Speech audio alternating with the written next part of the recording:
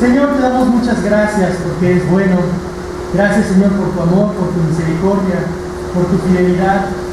Gracias, Señor, porque nos permites estar esta mañana reunidos como hermanos, reunidos como creyentes, reunidos como hijos tuyos, con el propósito de darte gloria y exaltar tu nombre.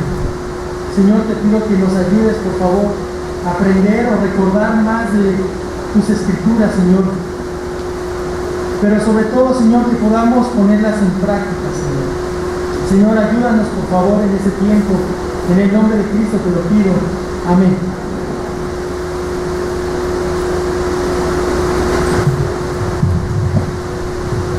Bien, hermanos, quiero que me acompañen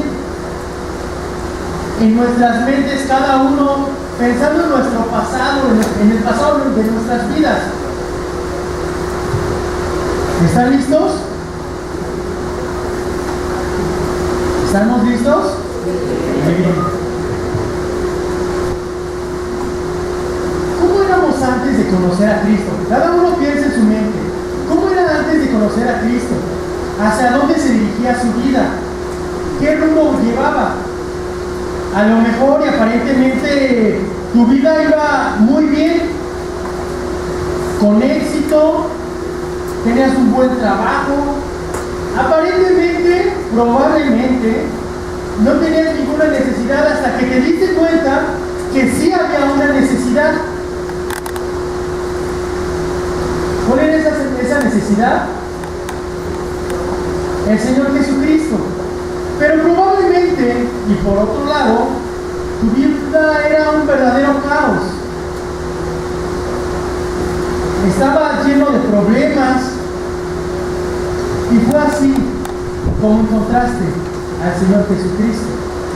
Haya sido cual haya sido la forma en que conociste del Señor, su gracia se derramó en tu vida a darte la oportunidad de conocerle.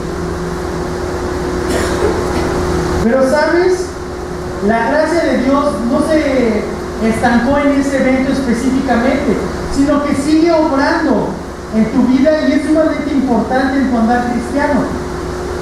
Sin la gracia divina no somos nada y no podríamos seguir las pisadas del Señor Jesucristo. Ese regalo inmerecido de Dios sigue activo y presente en donde quiera que te desenvuelvas. Les invito a que nos dejemos impresionar y admirar por aquel regalo de nuestro Dios hacia nosotros. Abramos nuestras Biblias a Tito 2. Tito 2, por favor.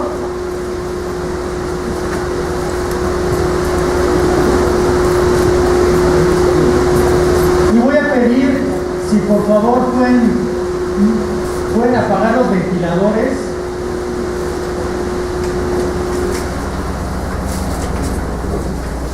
Gracias. Tito 2,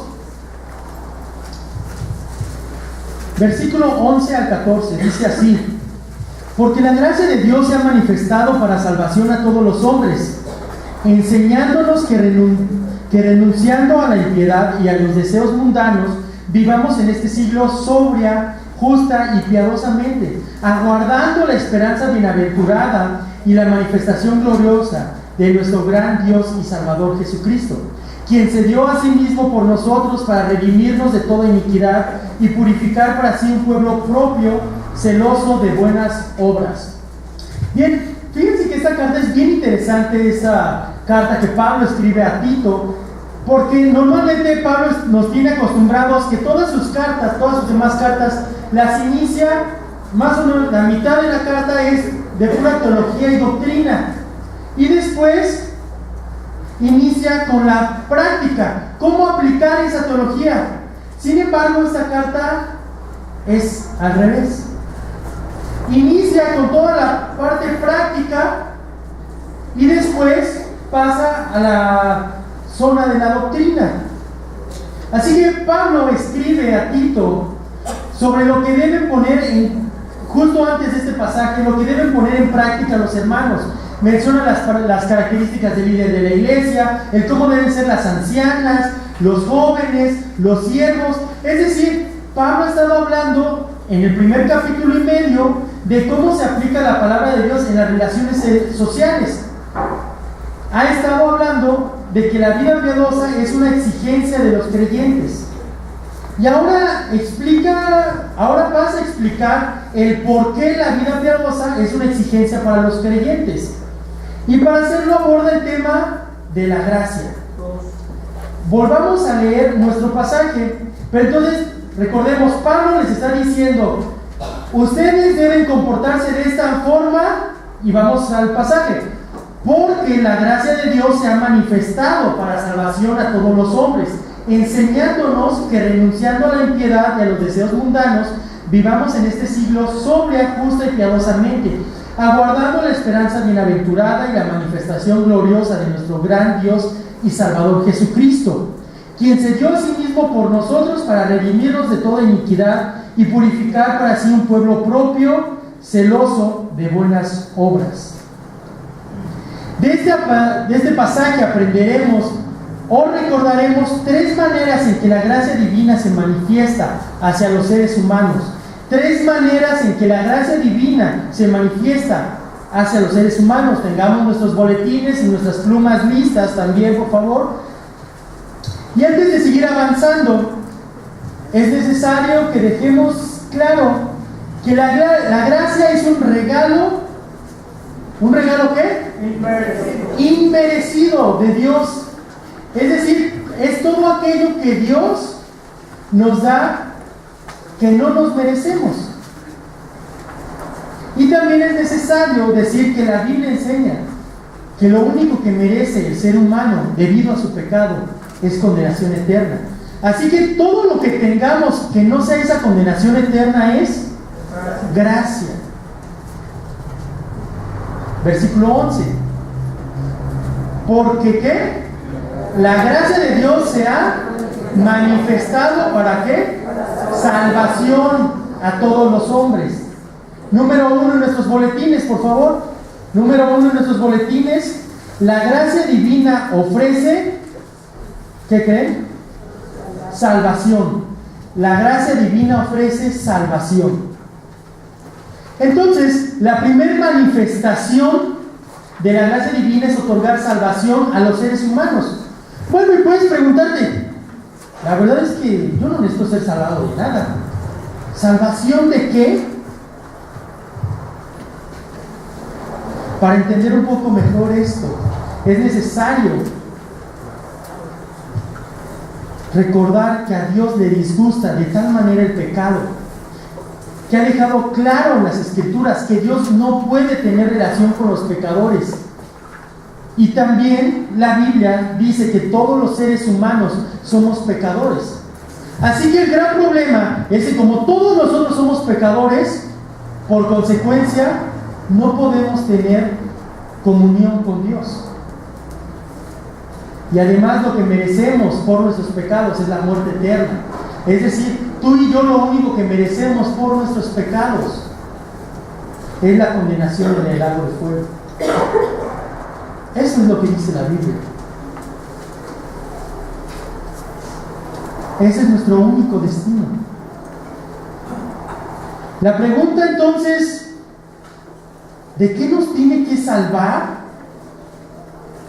Pues de ese destino eterno. Y más aún darnos la oportunidad de relacionarnos con Él. Fue así que mandó a su Hijo Jesucristo. Veamos ahora el versículo 14, nos estamos saltando porque el versículo 11 y el 14 hacen un estilo de sándwich. Entonces vean lo que dice el 14. Dice, hablando del Señor Jesucristo, quien se dio a sí mismo por nosotros para redimirnos de toda iniquidad y purificar para sí un pueblo propio celoso de buenas obras. El versículo 14 describe esa gracia ofreciendo salvación. Menciona que Cristo se dio a sí mismo por nosotros para pagar el rescate de nuestra maldad y así que formásemos parte de su pueblo. Así que podemos decir que la gracia de Dios se vio manifestada hace ya más de 2000 años a través del Señor Jesucristo, a través de un hombre que realmente existió. Él murió para ofrecernos el perdón de nuestros pecados. y hacernos parte de su pueblo. Este era el objetivo o propósito de la aparición de Dios en Jesucristo. Así que los versículos 11 y 14 describen esa gracia para salvación de la humanidad. Y bueno, hemos dicho que la gracia divina se ofreció para salvación de la condenación eterna a la cual todos los seres humanos nos dirigimos por nuestros pecados. Pero Dios envió al Señor Jesucristo para que Él muriera en nuestro lugar y entonces podamos tener el perdón de pecados y ahora sí tener acceso al Padre y vida eterna. Y el hecho de que nuestros pecados merezcan la muerte eterna nos hace deudores ante el Padre. Esa deuda no la podemos pagar, es imposible. Pero Cristo pagó en la cruz esa deuda de nuestros pecados y pagó por su gracia. Un hermano cuenta una historia. Dice que en una ocasión él y toda su familia fueron a comer a un restaurante y estaban ya comiendo en el restaurante y de repente ven a una pareja de la iglesia y ya lo saludan de lejos. Ya esta pareja también. Y demás siguen comiendo. La pareja termina de comer, se dirige con este hermano y toda su familia, se despide de ellos. Hasta luego, hermano, Dios les bendiga, y se va. Bien, este hermano sigue comiendo con toda su familia. Pasan unos minutos y pide la cuenta. Señorita, por favor, la cuenta, ¿no? Viene la señorita y le dice: ¿sabe qué? ¿Cómo se tiene por qué preocupar de eso? Su cuenta ya fue liquidada. ¿Mi cuenta? ¿Pero quién pagó? Pues no sé exactamente quiénes sean, pero son los que se acercaron a despedirse de usted hace rato. Bueno, pues al menos déjeme darle la propina. No, también eso ya fue liquidado, ya fue saldada esa deuda por completo. ¿Saben? La gracia de Dios dice: yo ya pagué la cuenta, yo me encargo de todo, solamente acéptalo, créelo, ya es un hecho declarado. Así es la gracia de Dios. Así que la gran pregunta: ¿cómo puedo ser salvo de esa condenación eterna que merezco? Bueno, arrepiéntete de todos tus pecados. Pide al Señor que te perdone, creyendo con todo tu corazón que Él ya pagó la deuda de tus pecados por la obra del Señor Jesucristo en la cruz. Y Él te puede dar ese perdón y la vida eterna. Él lo hará, solamente arrepiéntete, pide perdón por tus pecados y cree que por medio del sacrificio de Cristo Él ya pagó la cuenta. Así que si estás en esta tarde, esta mañana, ya tarde, visitándonos, y tú dices: yo no sabía que por mis pecados merezco condenación eterna, yo no sabía que por mis pecados la Biblia dice que voy hacia el lago de fuego. Yo no sabía, y te estás dando cuenta el día de hoy. El Señor, por su gracia, te está ofreciendo perdón de pecados. Solamente arrepiéntete y pide perdón, creyendo completamente en que su sacrificio, por medio de su sacrificio, puedes obtener el perdón de pecados. Les invito a que cerremos nuestros ojos, por favor. Todavía no estamos terminando, pero cerremos nuestros ojos. Y si tú te has dado cuenta que quieres ese perdón de pecados que el Señor Jesucristo ofrece, Te invito a que en tu mente, te arrepientas de tus pecados, le pidas perdón al Señor Jesús, creyendo en su sacrificio, y Él te perdonará y te dará la vida eterna. Puedes hacerlo, puedes repetir en tu mente la siguiente oración: Dios, me he dado cuenta el día de hoy que soy pecador. Me he dado cuenta que por ese pecado merezco la condenación eterna.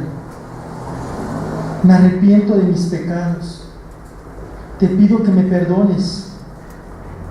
Creo en el sacrificio del Señor Jesucristo, que por medio de Él tú me puedes perdonar y ofrecer vida eterna. Ven a mi vida como mi Señor y mi Salvador. Te lo pido en el nombre de Cristo. Amén. Vamos a continuar. Y ahora podemos pasar al otro lado y decir: yo ya todo eso ya me lo sé. Yo ya sé que el Señor Jesucristo vino a este mundo. Yo ya sé que sufrió en la cruz, padeció, entregó su vida por mí, para la gloria del Padre, por amor a mí. Yo ya sé todo eso. Él ya pagó por mis pecados. Ya me arrepentí, ya le pedí perdón y ya me regaló la vida eterna. Tú puedes hacer eso y puedes pensar eso. Y entonces tal vez podrías todavía llegar al punto de decir: bueno, pues entonces la gracia del Señor se quedó aplicada a mi vida en el pasado. La gracia del Señor solamente se aplicó en el pasado a mi vida, cuando acepté a Cristo en mi corazón. ¿Seguro? Veamos versículo 12, por favor. 11 y 12, voy a volver a leer. Porque la gracia de Dios se ha manifestado para salvación a todos los hombres, enseñándonos que renunciando a la impiedad y a los deseos mundanos, vivamos en este siglo sobria, justa y piadosamente. El apóstol personifica ahora la gracia como si fuera un maestro que nos conduce en la vida cristiana. En cierto modo, la idea de enseñar también indica disciplina. Así que parece apropiado pensar que la gracia es la que nos guía en el discipulado cristiano en 2 días, como veíamos hace rato en la escuela dominical. En este versículo, en el versículo 12, encontramos las otras 2 manifestaciones de la gracia que veremos el día de hoy. Voy a volver a leer ahora la primera parte del versículo 12. Enseñándonos que ¿qué? Renunciando a la impiedad y a los deseos mundanos. Número 2 en nuestros boletines. La gracia divina nos enseña que el creyente debe dejar la mundanalidad.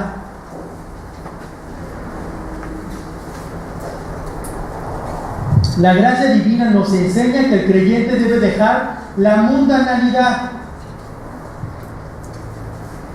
Después que el Señor, dejo otro poco de tiempo para que apuntemos en los boletines.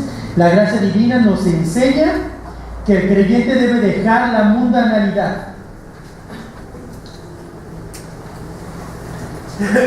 Bien, después que el Señor Jesucristo nos salva, nos rescata de la condenación eterna, Él no nos deja allí, sino que su gracia se sigue manifestando en nuestras vidas. ¿Cómo? Enseñándonos a renunciar a la impiedad y a los deseos mundanos. Esa renuncia indica un rechazo, un repudio completo. Es algo definido, es una decisión de acabar con lo desagradable a Dios en nuestras vidas. Es algo que decimos: ¿sabes qué? Yo ya no te quiero ver aquí en mi presencia. Ya no quiero esto desagradable. Esto que no le gusta a Dios, ya no lo quiero. A eso se refiere con el rechazo. Lo que el creyente ha dejado atrás es la impiedad. ¿Y qué es eso de la impiedad? Es un concepto muy fuerte en la Biblia, que implica tanto la práctica de idolatría como la inmoralidad. De esta impiedad salen otros pecados más. Entonces es algo que está arraigado en el corazón. Asimismo, el creyente ha de renunciar a las pasiones mundanas, que tienen que ver con deseos descontrolados o desordenados. Estos deseos pueden tener relación con el desenfreno sexual, pero no solamente esto, sino también con las ambiciones, con el orgullo. Pero un creyente que ha sido objeto de la gracia salvífica ya ha renunciado a estos desórdenes y sigue siendo habilitado por la gracia divina para rechazarlos en su vida. La gracia de Dios sigue presente y nos está ayudando a rechazar estos pecados, a rechazar esa manera de vivir de una forma mundana, de una forma desagradable a Dios. Solo es por la gracia de Dios que aprendemos a dejar todo aquello que va en contra de la voluntad divina. Es por su gracia que dejamos atrás el pecado. Es por su gracia que podemos agradarle. Es por su gracia que podemos obedecerle. Es solo por Él. Ahora, con esto también podemos cometer el gravísimo error de decir, bueno, pues entonces como es por su gracia, yo cruzo los brazos y Dios, heme aquí, yo estoy listo para que tú me transformes. Ahí me avisas cuando yo ya no cometa ningún pecado. Ese es el otro extremo y sería un grave error caer en ese concepto equivocado.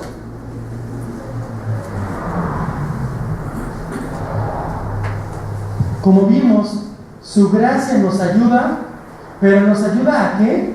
¿Cómo dice el texto? Enseñando que ¿qué? Enseñando que dice el versículo 12, que renunciando. Entonces aquí esta parte de renunciar también tiene la función de que yo tengo que poner de mi parte, tengo que hacer lo que me corresponde a mí para dejar atrás todo aquello que desagrada a Dios. Sí, por supuesto, Dios hace la mayoría.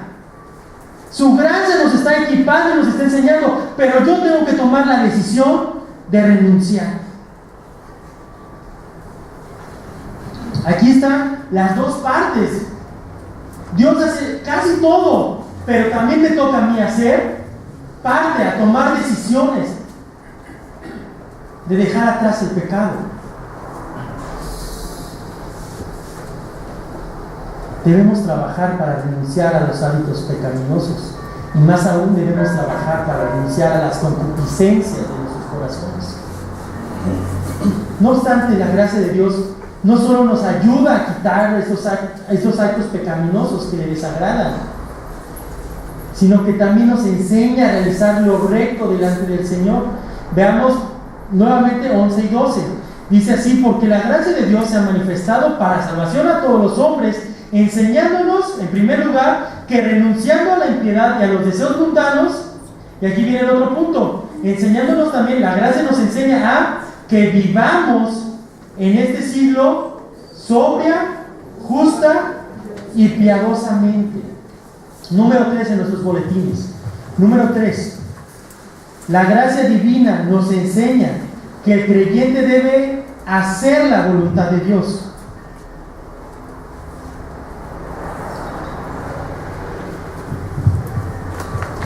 La gracia divina nos enseña que el creyente debe hacer la voluntad de Dios. La gracia divina nos enseña que el creyente debe hacer la voluntad de Dios. Pablo describe en este versículo 3 áreas para referirse a la voluntad de Dios: vivir sobria, ¿qué más dice el texto? Justa y piadosamente.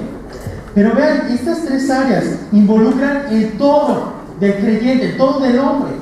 Involucra todas las áreas donde se desenvuelve la persona. En primer lugar, la sobriedad. Hace énfasis de la persona misma, en cómo muestra el creyente que ha transformado su vida personal. Es el uso adecuado de sus deseos e impulsos para que en lugar de estar encaminados hacia el mal, estén encaminados a dar la gloria a Dios. Entonces, la sobriedad va enfocada hacia la persona misma. Vamos al siguiente punto. La justicia enfatiza la relación del creyente con su prójimo. Habla de la honradez e integridad en sus tratos para con los demás. Y finalmente, Finalmente, la piedad hace el énfasis específico en la relación con Dios, en nuestra relación con Dios. Es un verdadero fervor, reverencia, adoración, ese ánimo de estar exaltando y adorando continuamente a nuestro Dios, con nuestras vidas, con nuestros hechos, con todo lo que somos. No solamente con lo que decimos, porque es muy fácil el domingo venir y sí me pongo a cantar, sí me pongo pongo atención en las clases, sí con los hermanos, hermano, Dios le bendiga, voy a estar orando por usted, pero en la semana nos olvidamos por completo. Esta parte de la piedad nos habla de un constante dar gloria a Dios todos los días.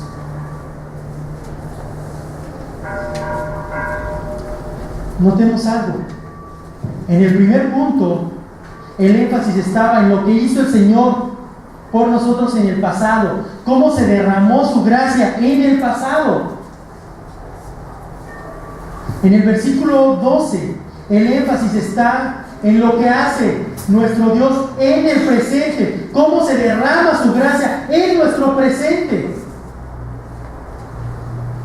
ayudándonos. Él derrama de su gracia, equipándonos para dejar los hábitos pecaminosos, ayudándonos también a realizar actos que agraden a Dios, actos que sean conformes a su voluntad, actos que traigan gloria a su nombre, actos que exalten al único que merece adoración.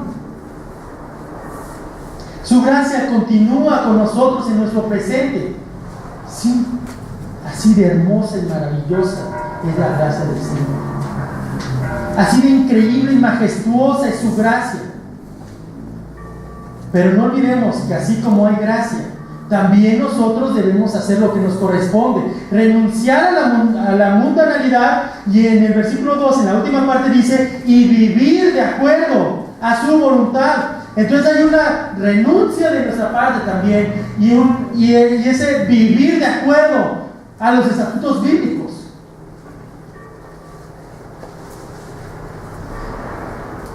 Seguramente en este tiempo, o probablemente, o eso es lo que espero, que en este tiempo estés pensando en aquel pecado que te acecha, en aquella área de tu vida que no puedes cambiar, en esa ira incontrolable, en esa impaciencia, en esa mentira, en esa falta de arreglar problemas bíblicamente, en la lujuria, en la pereza, en la falta de compromiso con Dios, en tu falta de leer las escrituras y orar, en tu falta de perdón. En resumidas cuentas, a lo mejor estás pensando en el hecho de no estoy obedeciendo a Dios, o no lo estoy haciendo como debería. ¿Sabes? No digo que sea una situación o una cosa fácil. No es sencillo el caminar cristiano. No es fácil dejar atrás los hábitos pecaminosos. No es fácil.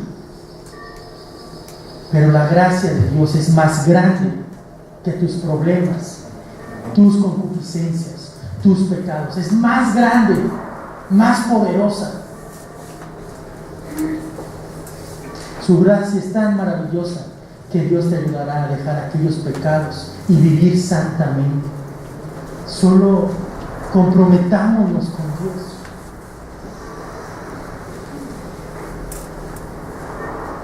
Y aquel que está viviendo de acuerdo a la voluntad de Dios, aquellos que hemos recibido al Señor Jesucristo, tenemos una hermosa esperanza puesta en la gracia en el futuro, una hermosa esperanza en Él. Veamos nuevamente nuestro versículo, todo nuestro pasaje, y voy a hacer énfasis en el versículo 13. Porque la gracia de Dios se ha manifestado para salvación a todos los hombres, enseñándonos que renunciando a la impiedad y a los deseos mundanos, vivamos en este siglo sobre justa y piadosamente, aguardando la esperanza bienaventurada y la manifestación gloriosa de nuestro gran Dios y Salvador Jesucristo, quien se dio a sí mismo por nosotros para redimirnos de toda iniquidad y purificar para sí un pueblo propio, celoso de buenas obras. En el siguiente subpunto Vamos a apuntar en nuestros boletines, por favor. El que vive de acuerdo a la voluntad de Dios, el que vive de acuerdo a la voluntad de Dios, tiene esperanza en la venida de Cristo.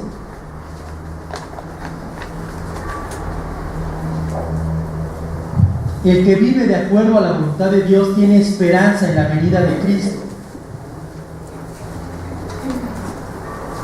El que vive de acuerdo a la voluntad de Dios tiene esperanza en la venida de Cristo.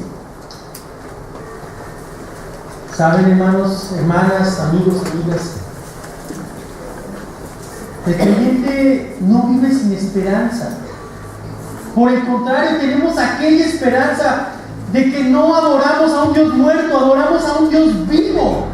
Un Dios que manifestó su gracia en nuestro pasado, la manifiesta en nuestro presente y la manifestará en el futuro. Sí, tenemos esperanza en aquel Dios que regresará triunfante por su iglesia. Tenemos la esperanza de que un día los problemas acabarán y nuestras vidas pecaminosas terminarán. Tenemos esperanza en un Dios vivo que vendrá nuevamente y en eso confiamos. Ese es nuestro Dios. Esa es su gracia, derramada en el pasado, derramada en nuestro presente. Y seguramente es un hecho derramada, se derramará y se seguirá derramando en el futuro. Y un ejemplo claro es la venida del Señor Jesucristo, su segunda venida, que regresará triunfante. La gracia divina se manifestó en nuestro pasado con la salvación, se manifiesta en nuestro presente con la santificación progresiva y se manifestará en nuestro futuro con la segunda venida de Cristo y se seguirá manifestando en la vida eterna. Hoy recordamos cuando el Señor en su gracia vino a este mundo y se entregó para la gloria de Dios Padre y por amor a nosotros. Hoy nos toca recordar con la ordenanza de la Santa Cena, recordar lo que el Señor Jesucristo hizo en el pasado, cómo se derramó su gracia. Pero hermanos, recordemos que su gracia sigue, su gracia continúa y continuará y seguirá presente en nuestras vidas. Porque la gracia de Dios se manifestó en nuestro pasado con la salvación, se manifiesta en nuestro presente con la santificación progresiva y se manifestará en nuestro futuro con la segunda venida de Cristo y seguirá así por la eternidad. ¿Qué ánimo tenemos de un Dios que derrama de su gracia de forma continua, permanente y siempre lo hará? Ese es nuestro Dios todopoderoso, ese es nuestro Dios que entregó su vida por nosotros, para la gloria de Dios, por amor a nosotros, y ese es nuestro Dios que seguirá derramando de su gracia en el futuro. En Él esperamos, y así como lo hizo y así como lo hará, Él nos equipa y nos ayuda a crecer en nuestro presente. Ese es nuestro Dios. Vamos a orar.